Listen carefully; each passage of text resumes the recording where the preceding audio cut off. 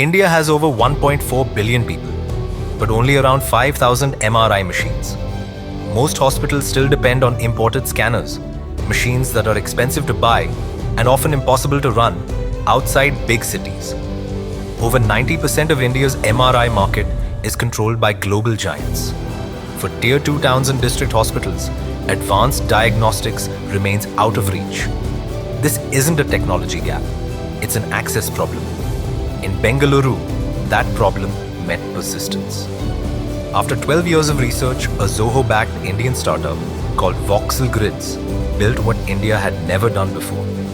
A fully indigenous 1.5 Tesla MRI scanner. Designed, engineered, manufactured in India. No heavy air conditioning infrastructure, lower power needs, lower installation costs. The result? 40 to 50% lower operational costs, without compromising clinical standards.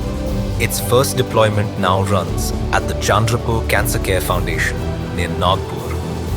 This isn't just a machine, it's a shift in who gets access to diagnostics, a boost for Tier 2 and district hospitals, a real step toward Atmanirbhar healthcare.